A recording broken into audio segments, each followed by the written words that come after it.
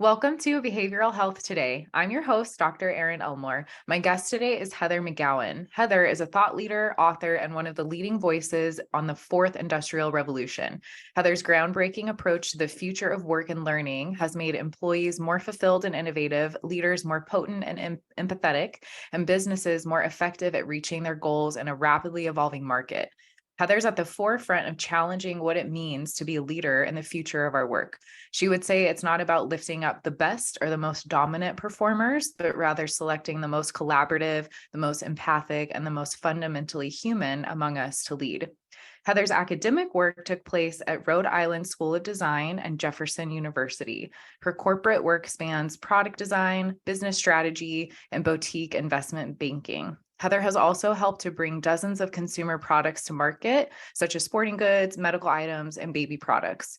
After decades of working on both the demand and the supply side of business, Heather now dedicates her time to speaking and writing about how businesses can change to build the future. Heather, we are so excited to have you join us for this really interesting topic. Thank you for taking the time to be here today. Thanks so much for having me. I look forward to the discussion. Yeah. Well, I guess as we start, do you want to just give us a little bit of information about your academic background and how you began working with businesses? Sure. You can't connect the dots looking forwards. They only make sense backwards. So in that vein, I started out at Rhode Island School of Design, where I did my undergrad in industrial design, which is essentially product design and design strategy, design thinking before those words were colloquial. I went into product design for about a decade, and then I started asking all these business questions. And so folks said, well, you can't ask those questions unless you have an MBA. You should go get an MBA. So I was like, alrighty. I went and got an MBA, and then I pivoted into some boutique investment banking and financial services, extended my education that way. And then by chance, I had a conversation with someone who was reconceiving the Center for Design and Business at RISD, which led to about a decade in academia. I went from there to building a new college focused on innovation at what is now Jefferson University. It was previously Philadelphia University. And then all along the way, I kept seeing and hearing and sensing that we both weren't creating the workforce we needed from the future in my academic side. And then in the corporate work I was doing, we didn't have the people we needed even to execute today on the demands of the workforce. So I started explaining, like, this is how work is changing, and we're not thinking about it correctly. This is how the impact of technology is coming in, and how that's going to change us as humans, and how we should rethink this. And that became its own thing. And wrote an article in 2014 on LinkedIn called "Jobs Are Over, the Future is Income Generation," and how we should think about ourselves as individuals differently. And that went viral, and I started getting speaking requests from all over the world. And I hadn't even had that on my radar screen of what I was going to do with my life. Fast forward to today, that's pretty much all I do is keynote speaking and writing books on the future of work. But it organically grew out of experiences and seeing that nobody was really covering the space that I thought was really important for us to understand as humans. Wow, I love those stories where you wouldn't have predicted, X number of years ago that this is what you would be doing, but this is what you do now. So it sounds like you have a very design, creative, aspect to the way you think about things, and you were able to apply that to the business space, and then just notice this huge issue that we're having with where work is going. And It sounds like there's this huge gap between what people are expecting or trained and prepared for versus what is actually needed in the future. Is that accurate? Yeah, I mean, if you look at many universities today, if you're a student, you apply to that university often right into a major. Now, you pick that major based upon what you were told you were good at in high school, which is a very thin slice of life. And then once you get into that major, you're encouraged to not take anything outside your major, so you graduate on time. And that major is a belly buster of content, half of which might be irrelevant by the time you graduate. You've had no life experiences, you got a mortgage level debt, and you have your first day of work and you go, oh, this isn't what I wanted at all. But you've had no other experiences. So that seems absolutely absurd to me. And you're not learning propositional thinking, you're not learning design thinking, you're not learning behavioral things, you're not learning all the things that are going to come up. You have a very much will it be on the test mentality. And so from my experience in academia, I'm like, we got to blow this up entirely. And then on the corporate side, you hire people into jobs, and that in and of itself sets an expectation, like, this is my job box that I'm going to play in this box. And that box was defined by the last occupant, full of skills and knowledge is likely irrelevant. So we're not preparing people for a world of uncertainty and change, which is just simply the reality. And it was the reality long before the pandemic, but it became even more so in the pandemic. And so now we need a workforce that's different. That was our book in 2020, The Adaptation Advantage, Let Go and Learn Fast to Thrive in the Future Work. That's think about yourself like a product in beta, put yourself in as many experiences as possible, pay attention to what gives you energy, because we essentially want to become as self-propelled. And then our most recent book, The Empathy Advantage, Leading the Empowered Workforce, is we've got to lead these folks differently. We've been through an existential crisis. We've got generational change in the workforce. We've got labor shortages that are going to continue unabated. We need a completely different leadership profile. So that's how it all kind of comes to this moment. Yeah, absolutely. And I definitely want to spend a lot of time talking about how you see the future of work and what is needed. But before we get there, let's talk about the past a little bit. Sure. I'm just curious your thoughts on and your expertise really on why the school system and academia is set up the way it is now. Was it something that used to be effective and is no longer because our world has changed? Was it never effective? Why is it this way, and why is it no longer working? Well, it certainly was more effective when the change rate was slower, where you went into an occupation and likely stayed in that occupation or industry, and sometimes even company your entire career. So it was most efficient to break knowledge down into codifiable and transferable chunks. And that's why we created departments and divisions in academia. But what the irony is, any content that's codified and codifiable and transferable, most of that's automatable as well. It's something you can automate. So we're using the very same system to codify and transfer skills into humans that we do to feed information into process AI or generative AI that we're starting to really see today. So right. It's that big fear everyone's been saying AI is going to come for our jobs, and it has. Yeah, but I always remind folks, we thought that 50 years ago when the ATM came out, we thought all bank tellers were going to go away, and we increased the number of bank tellers since then. So yeah. No, but that makes sense. And you're definitely more an expert on this, but what it's bringing up for me, and correct me if I'm wrong, is didn't our current school system, like elementary school and up, come out of the Industrial Revolution era? Yeah, the first or second industrial revolution, where what we did basically in those industrial revolutions, both in the first steam and then electrification, was we broke everything down into one specific part of the process that one person would own, often in conjunction with some type of mechanical machinery, whether it was steam or electrical powered. So we took that same process and said, okay, we're going to do that with knowledge now, but we're not producing products on an assembly line. We're doing knowledge work, which is really messy. And even the way we've designed our offices are, people in cubicles plugged into computers, just like they're doing some piecemeal work like they were on the production line. So it all needs to blow up. Yeah. So it sounds like you're calling for a complete deconstruction and rebuilding of the school system and academia. Not even just, I'm focusing on the school system at the moment, but I know it's broader than that, just how to train people for the future. And Yep. am I hearing correctly through what you're saying that really what you're calling for is critical thinking skills, the ability to adapt to different environments, that type of thing? The ability to deal with uncertainty, the ability to deal with ambiguity, the ability to do propositional thinking, the ability to propose a solution, test it, iterate on it, and pay attention to whomever is using the solution.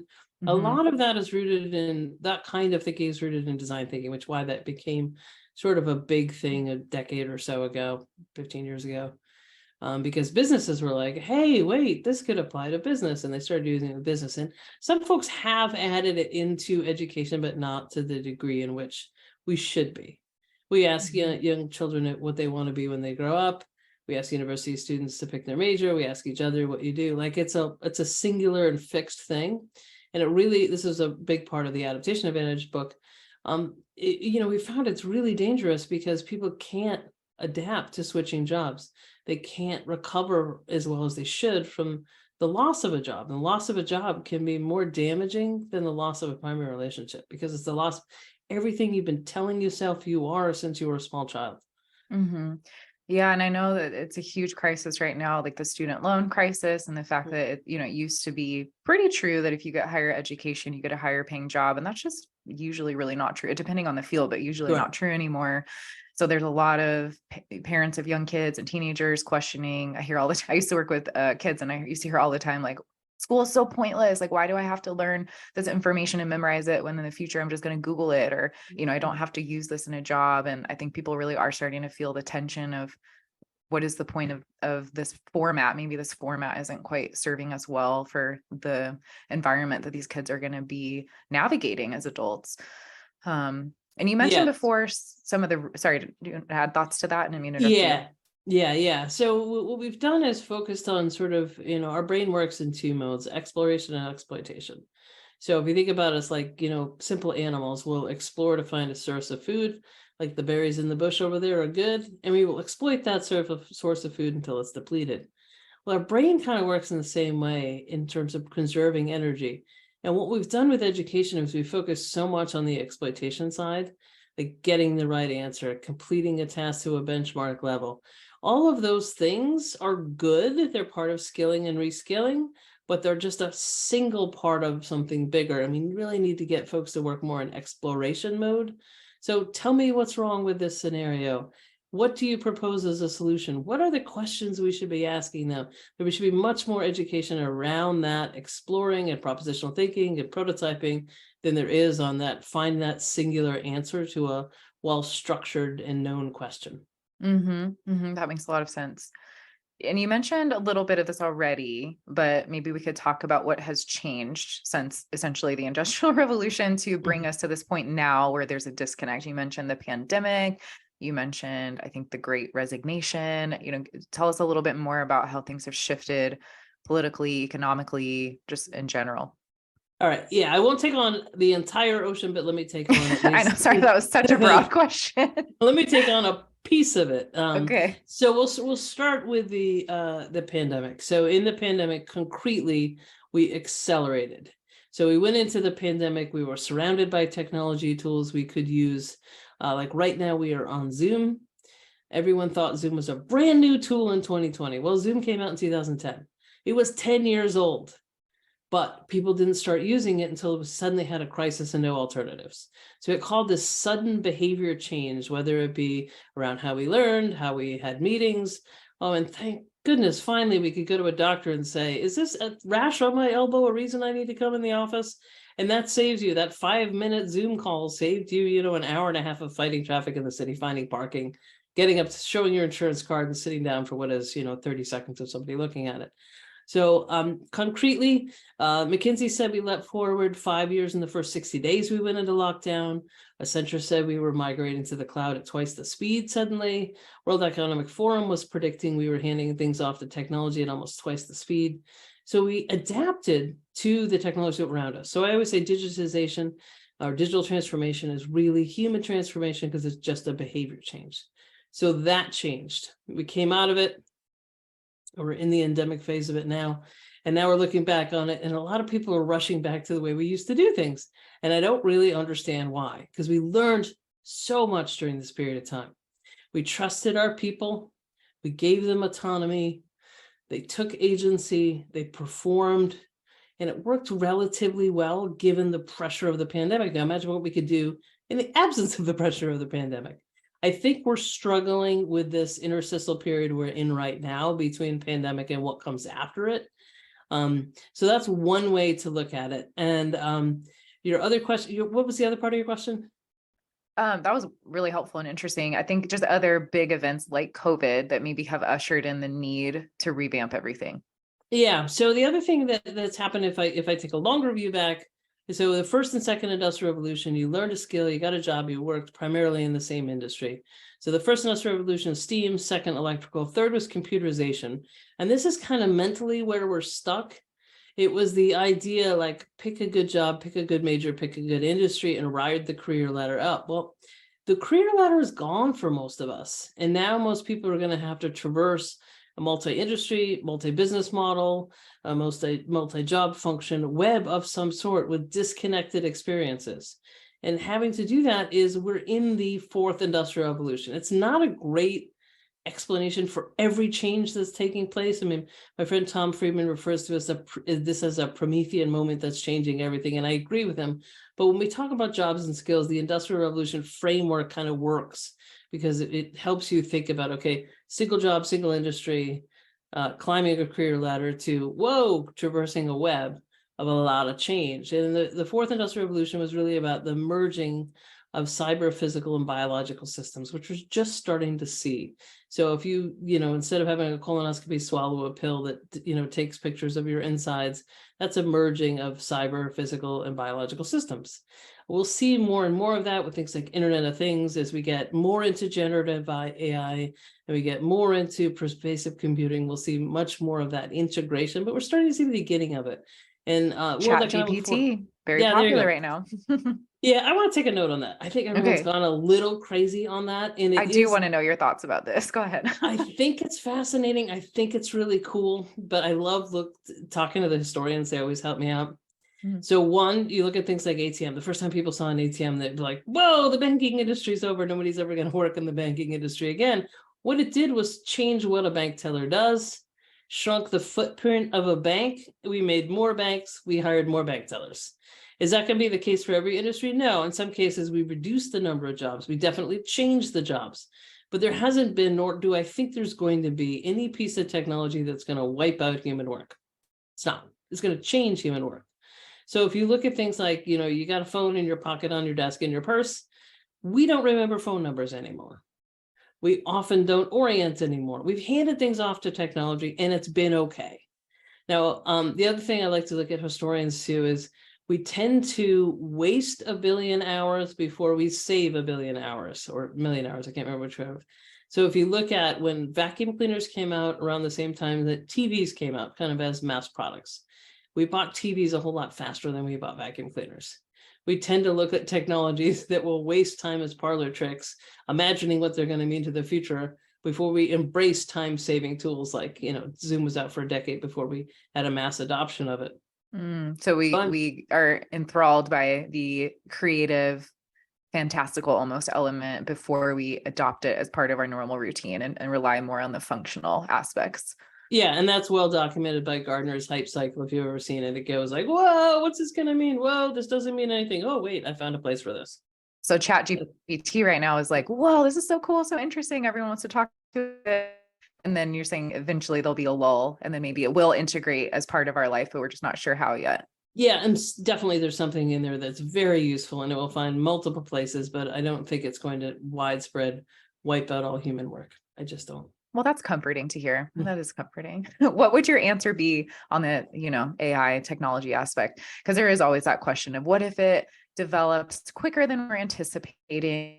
We get ahead of ourselves. And then, do you see any tension or any pitfalls potentially with technology? I see ethical pitfalls all over the place. And technology is certainly a place of I posted an article that I read the other day, I think it was in The Guardian, that it's something like the 30 under 30 we've promoted. This isn't technology based, it's more ethically based, but 30 under 30 people that, we've recognized the top 30 people who are under 30 years old in technology or business, and they've raised something like $5.8 billion. Great. They've also been involved in something like $16 billion worth of fraud. So there is a problem when we're promoting winner at all costs. And when it comes to some of the technology tools, I don't think we've thought through some of the things. Like we've completely seen facial recognition software that won't recognize certain races because they were never part of the input that defined those facial recognition features. So we definitely have things to fix before we do widespread deployment or adoption of those things. Okay, so yeah, I think I want to talk more about other major events or phenomenon, if there are others on your mind. So we talked about technology, COVID. Is there anything else you feel like is relevant in the history to bring us up to speed? Yeah, I mean, there's certainly, let me see. Let me think how to answer this so you can edit it easily in.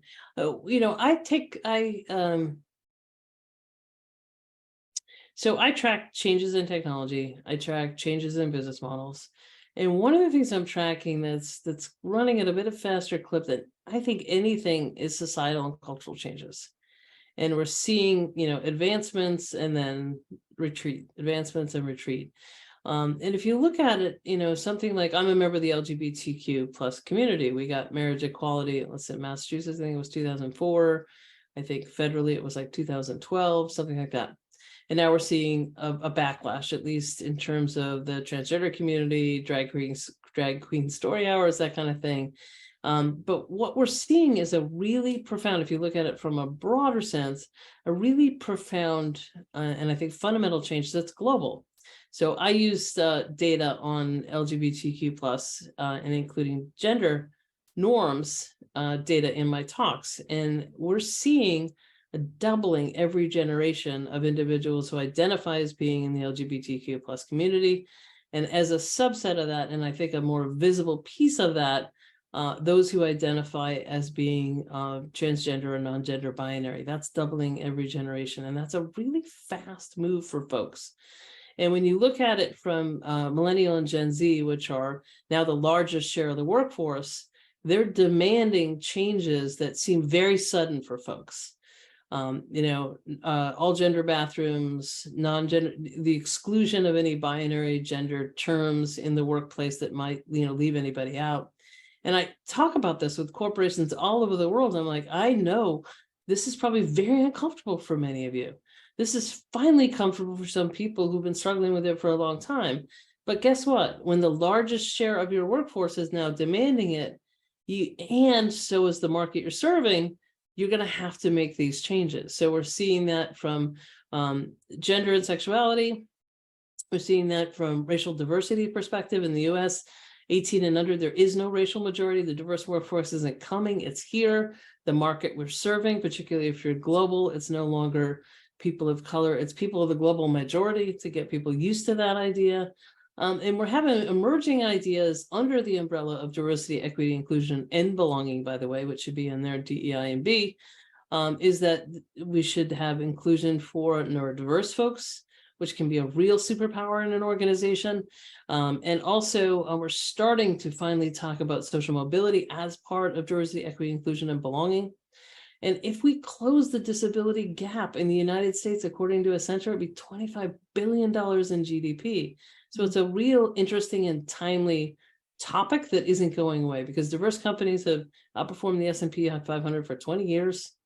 Diverse talent will not join organizations, at least at the executive level, if you're not committed to a measurable and actionable diversity, equity, inclusion strategy. So that's one big change that nobody can ignore anymore. The other, which I'm sure is the heart and soul of your work, is burnout and mental health. Those are issues that cannot be swept under the rug anymore. And they're absolute issues we need to discuss. They are issues, if you do not care about the people, which I hope you do, of performance, of company performance. We have a performance problem with our companies. Folks are disengaged. They're actively disengaged, and they have lower levels of engagement, 2 points down the last 2 years in a row, according to Gallup. Rising levels of burnout, rising levels of mental illness.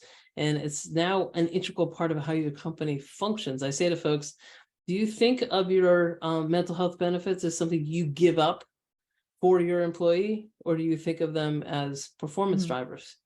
Because the good mental health of your team is essential for the success of your team. You need to start thinking about that as a strategic business and investment, not just something you give up as a benefit. Yeah, well said. I mean, as I'm sitting here reflecting on all of this, it sounds rather distressing and heavy that our world is so changing so rapidly, or well, some things are changing rapidly, but also things have changed so much since the design that we have to prepare people for work, it's just not relevant as much anymore. So let's talk about some solutions to lift up the spirits of this conversation.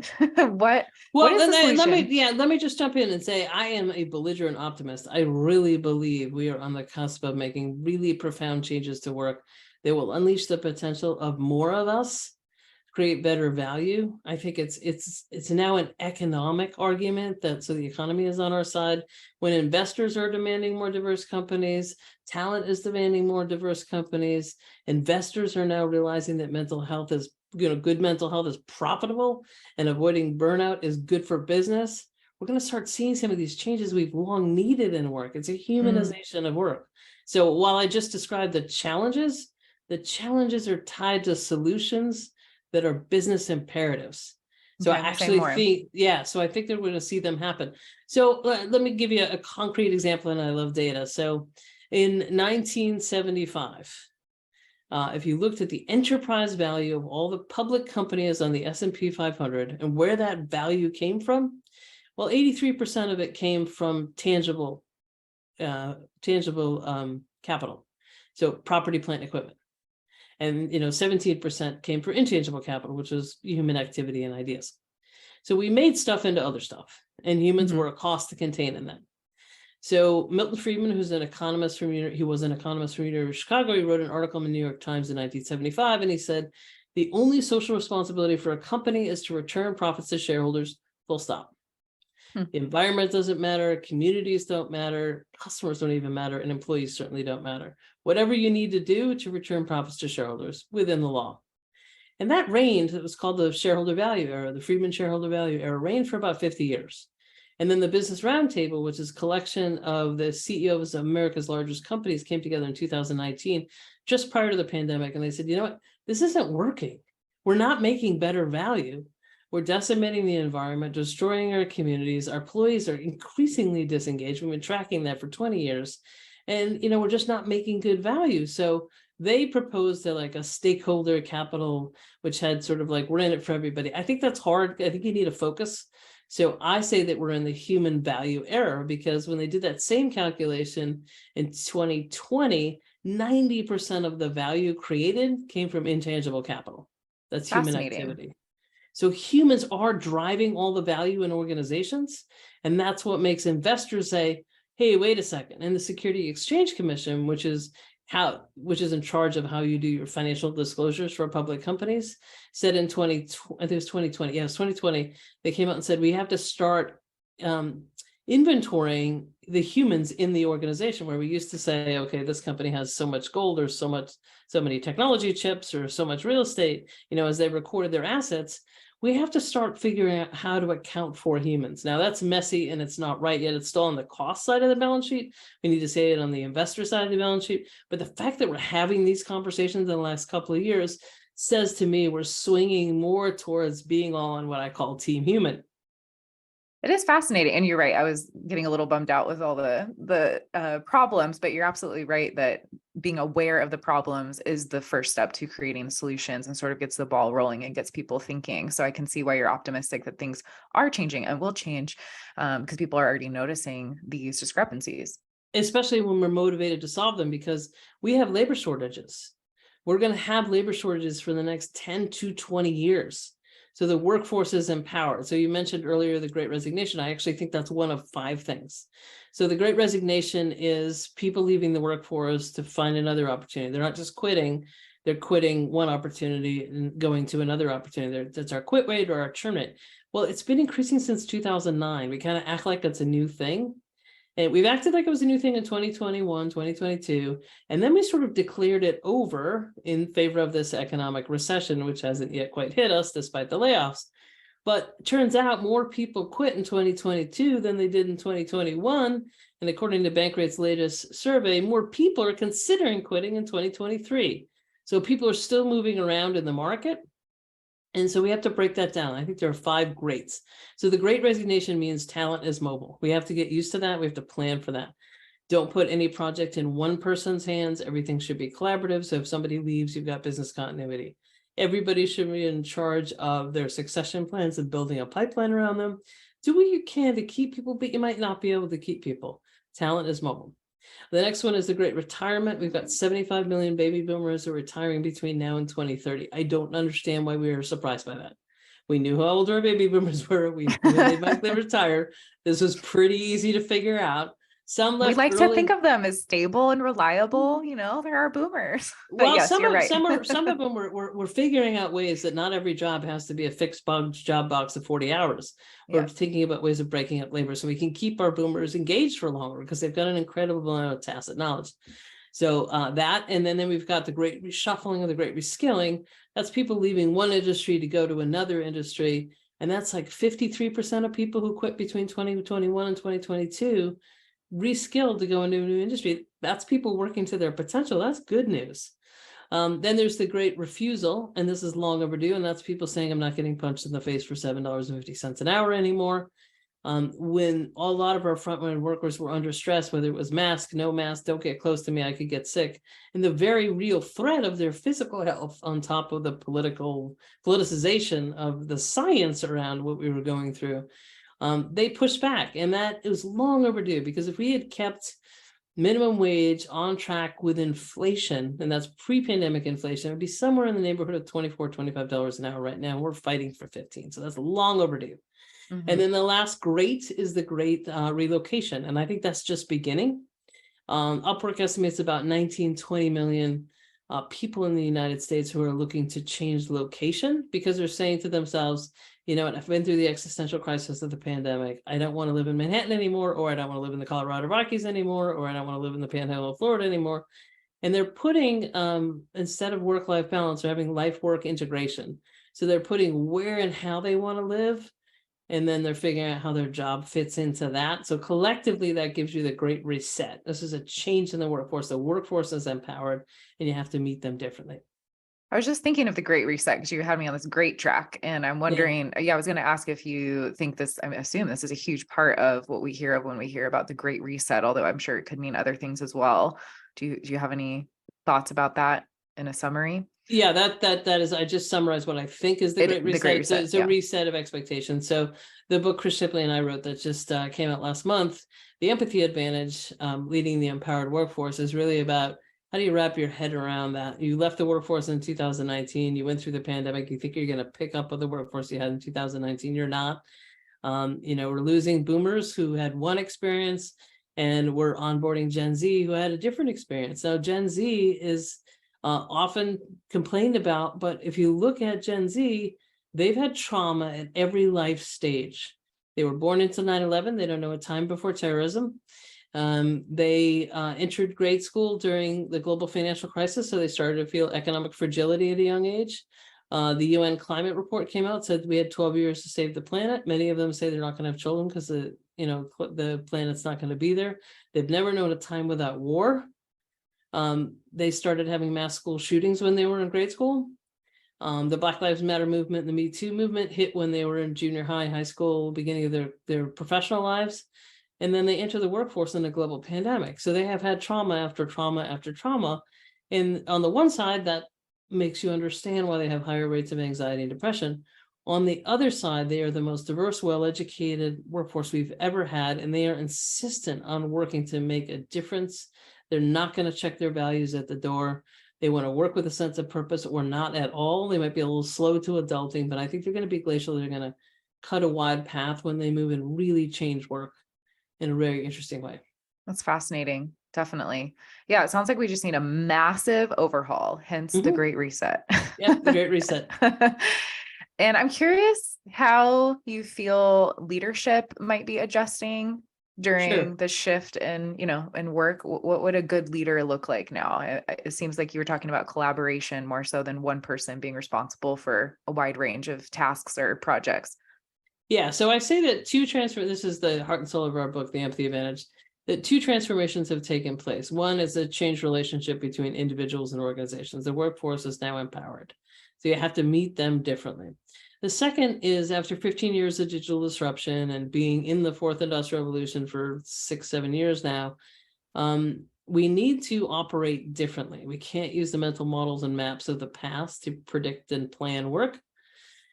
And so the simplest way I explain it to folks and make it tangible is I ask, when I'm speaking to folks who manage people, how many of you manage people who have skills and knowledge you don't have? And it used to be the CEO always did, and the executive leadership always did. But at the middle management to the front line, usually those people were unquestioned subject matter experts. That's not the case anymore. On almost every team, there is cybersecurity expert, data analysts, machine learning expert, what have you, is becoming increasingly common. So now you're suddenly managing people who know things you don't. And so you can't manage as that unquestioned expert making decisions in certainty. You're a humble, curious learner. So I say that we need to go through 4 shifts. The first shift is one in mindset, from managing people to enabling success. Used to be the boss, you were the boss, you managed people, You fed out carrots and you used the stick when you needed to. And that's kind of how things work. They worked for you. Now you work for them because their success is your success. Your success is entirely dependent upon their success. The second is a change in culture. When everybody had the same basically skills and knowledge on a team at the middle and front line, you could be that sort of unquestioned expert who would pit people against each other in forced rankings and that sort of thing. You would, dole out the praise and rewards. Well, now not only do they know things you don't know, they often know things that's unique to each one of them. So you have unique pieces of knowledge across your organization that need to collaborate. So you got to move from peers as competitors to peers as collaborators. Then the third is a shift in approach. We're never going to get people to learn and adapt at the speed, scale, and scope we need through punishments, threats, and rewards. It simply won't work. So we need to help folks get in touch with their intrinsic motivation. So it's from extrinsic pressure to intrinsic motivation. Like, what are you interested in? How do you want to define your job? Let's help you chart your career pathway, even if it means leaving here for a while. Maybe if it means, moving to another division, whatever it may be. The mentor is helping. The boss is a mentor and coach, helping the individual become empowered and self-propelled. And then finally is a behavior change. So the middle management to the front line in particular used to be an unquestioned expert who can make decisions in certainty and drive productivity pretty much myopically and get graded on the performance they drove today. And then in reality, we need folks who can create effectiveness through inspiration, who can create high performing teams without burnout, and can have one eye on the performance of today and another eye on the succession and pipeline of talent they're developing for tomorrow. So that's the major leadership shifts. Yeah, well said. I'm going to play, I guess, devil's advocate for just a minute, because what you're describing sounds beautiful. And I'm trying to think of maybe where some of our listeners might be like, yeah, but what about this? Or the tension points when we switch to this format. There is a little bit of a, I guess, internet phenomenon right now of younger workers who are just entering the workforce, feeling like they're not getting their needs met, or they're feeling like things are unfair. They're being asked to do too much. And there's sort of, this joking around it of like, well, that's just work. Like, why are you crying in the bathroom? I think there was one, I think it was a TikTok maybe that went viral, or an Instagram video viral of a young person crying in the bathroom because they had to work a little bit harder on their shift at Starbucks because they were short staffed, and they were talking about how it's so unfair and too much is being asked of them, and this isn't appropriate. And so there is sort of this like extreme on the other end of what you're saying attitude, where some younger generations are maybe expecting a lot of what you're saying or taking it out of context. So how do you find that balance, or how do you help organizations find that balance as they're shifting into this new workforce where they don't, cater a little bit too much, or we're not, I don't know if my question is clear, but you don't want to cater too much to the, I guess, work ethic. That's the word I'm looking for. How do you keep the work ethic, but also do everything you're saying? Yeah. So if you got to kind of take it in a broader context. So, 2019, 2018, 2017, we had this hustle always on culture where we would just grind you into dust, throw you out, get a new fresh body in there to do that all over again. And we don't have enough people to take that attitude anymore. And that was never a great idea.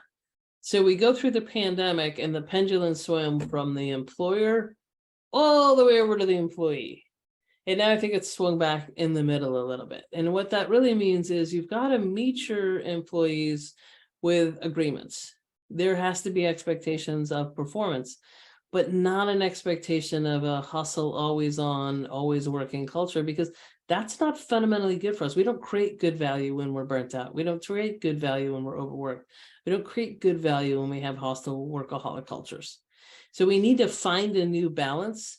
Yes, people need to be reportable. And that person who is crying in the bathroom is probably akin to some experience we all had when we were younger, that we're adapting to new expectations. And that's just a reality. And I think we didn't have TikTok so that everybody in the world could watch our worst moment. So glad that there was no TikTok or anything like that when I was growing up. Yes, I'm glad that a lot of my worst moments were not captured. Yeah. I'm Yeah. Okay. very fortunate for that. But I think we also, it's like ChatGPT where everybody is so excited, think it's going to wipe out everything. And then somebody watches one TikTok video of one person crying in the bathroom and we decided that's all of Gen Z and they don't want to work. And what are we going to do? And it's a real overgeneralization because that one video can get millions of hits when that really is one person. So we Thank have to you. put, we have to put that in context.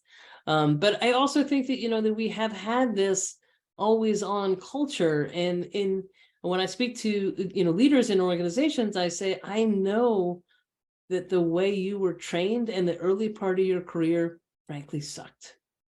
You gave up your Saturdays, you started to have children and you missed your kids' soccer game and you missed your daughter's play and all that stuff. And now this generation is saying, I'm not doing that. And I know that that's frustrating and that's hard and I have to have empathy for you, but you got to motivate them differently than the way in which you were motivated. You were motivated with a lot of extrinsic pressure. You got to motivate these folks with a lot of intrinsic pressure and intrinsic motivation. You've got to help them become self-propelled. They're not going to respond to what you responded to. So that's a challenge we have right now, is that our leadership right now was brought up in a completely different environment that is not going to work with this workforce. Yeah, I was just kind of wondering if you're experiencing pushback from higher ups in companies as you're bringing this message, because I wonder if there's probably some inherent, almost like good old boys club attitude where it's like, well, Sure. we did all of this, so they should too. Are you running into that? Yes, in certain environments, I certainly am. And I have asked them to just experiment. 1 week, one meeting, go in there and try to approach them like they're your children. We tend to lead people all the same way. When we raise children, we treat them all differently to intrinsically motivate them, but we don't do that in the workforce. Take the approach you would have with your children. How would you motivate them to get the best performance out of them? How would you shift your mindset? Say, how can I help this person be successful? And I've heard from many of them that they did it and they were surprised how well it worked. The other thing I want to say is there's this sort of general mindset. I mean, the title of our book is called The Empathy Advantage. There is this feeling, okay, and somebody asked me, and I think this is exactly how they asked the question recently on one of my interviews. Okay, so I get it. I need to be empathetic. That means I have to listen to somebody's problems, make concessions, and expect less of them. And I said, well, sure, if their mom or dad just died or they put their dog to sleep, everyone's got a day where you have to do that. Not every day, but yeah. But what I'm really talking about with empathy is understanding how to motivate them to increase their performance, not decrease your expectations. So it's empathy drives performance. It's not empathy lowers expectations. And I think that's a very common misconception. Mm-hmm. Yeah, that makes sense. Yeah, when you said the initial, the reply that person had, I kind of peeked my head at lower the expectation, because I don't think that's the point, like you just explained. Right. Yeah. Maybe in the short term, but not in the long term. Right. Mm-hmm. Or specific moments, we all have terrible, terrible days in our lives. And just like that poor TikToker, not the best moment. Yeah. Not the best moment. We need to have Yeah. compassion and lower expectations if you're crying in the bathroom, but you shouldn't be crying in the bathroom every day. Exactly. No, I'm glad you spoke to that though, because I just wanted to kind of articulate or have you clarify that you're not creating that type of work environment or advocating for that. No. It's really something different. Yeah. Well, to bring it down to earth just a little bit, sometimes I think examples are really helpful. Can you think of a practical example of maybe an organization or even just a single person who made this transition and applied these new strategies to create a different workforce? Yeah, I have a fellow speaker that I shared the stage with in January, and he told me how he starts every meeting with one of 4 questions, and I just thought it was brilliant. I said, his name is Rashad Tabakawala.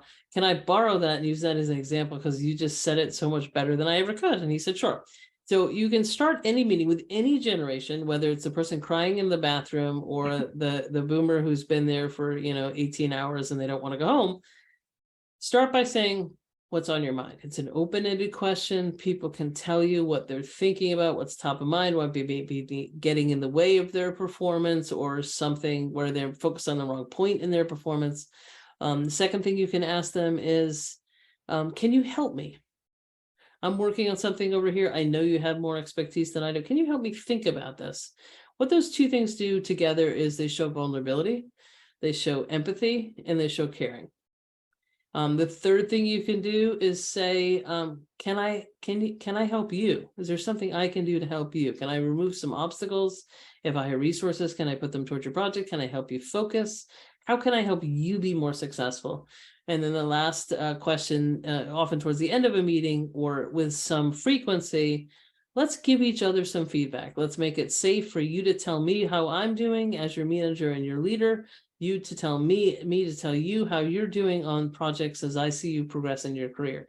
Now that sets up a coaching and mentoring relationship that establishes psychological safety and trust. It focuses on performance, but it has shared moments of vulnerability and caring.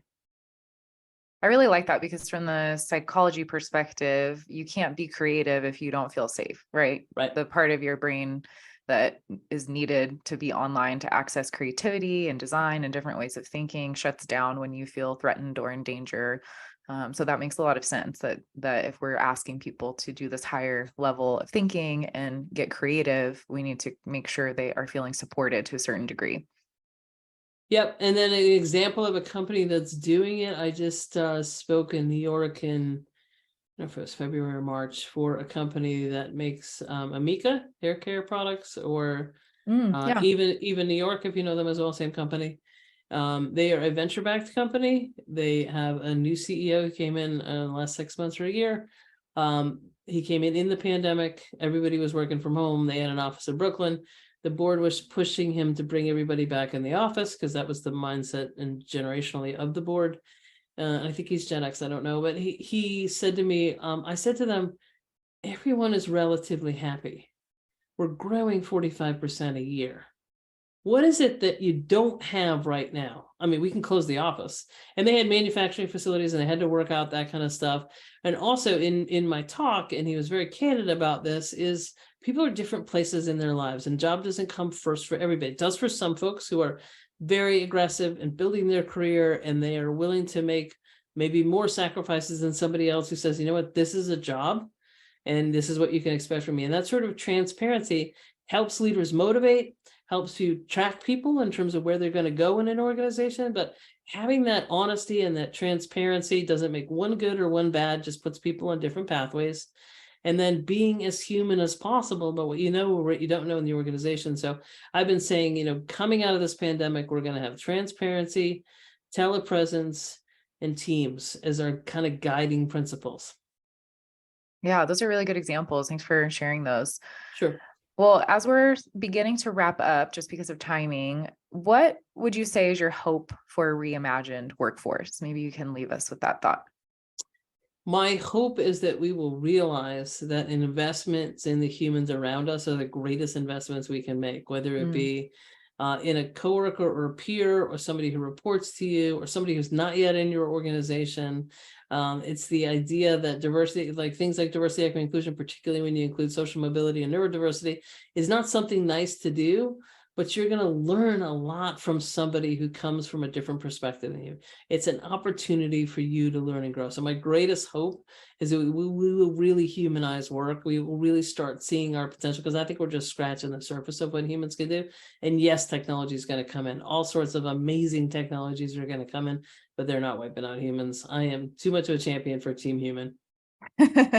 No, I really love that. And it is comforting, I think, too, because we do hear so much hype about technology right now and AI. And of course, it's normal to be a little nervous about things we're not sure of that are new, but it is comforting to hear from an expert that the future of work really does include humans and human elements of critical thinking and creativeness, and including people whose brains work differently and see things differently. So I think as long as that balance is there with technology, I'll sleep better at night. Yep. Yeah.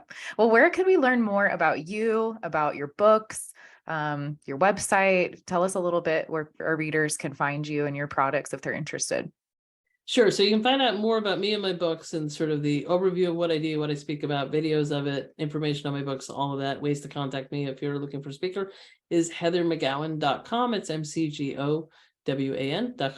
Lots of information there. If you're looking to actually engage with me, tell me I'm wrong. That's my favorite thing. If you tell me I'm wrong, I have the opportunity to consider a new perspective and learn something new. It's on LinkedIn. I am wearing different glasses all the time, so I don't think I'm wearing these, but you can see, curly hair, bright colored top, and some kind of glasses. So you get that one. It's Heather McGowan. Connect with me there. Tell me what you thought of this. Tell me if you agree, but more importantly, tell me if you disagree, because that's an opportunity for me to learn. My network is open. I learn my most from folks there who will say, hey, did you see this article? You might find it interesting, or here's someone who disagrees with you, or here's someone who agrees with you. Less interesting, but always good to get data. So that's it. LinkedIn and my website. Really good. Thank you. And yeah, we were talking before recording about your extensive glasses collection. So it's exciting. I now want to go look at your LinkedIn to see all the different classes that you might have. But yes, thank you so much for sharing all of that. And I'm really grateful for you taking the time to impart all of your expertise and your thoughts with us today. It's been really interesting. Thanks so much for having me. It's been a lovely conversation. Yeah. And I just want to remind our listeners that all of the resources Heather mentioned and an archive of our other episodes can be found on our webpage at triadhq.com/BHT. And we look forward to having you back with us next time on Behavioral Health Today.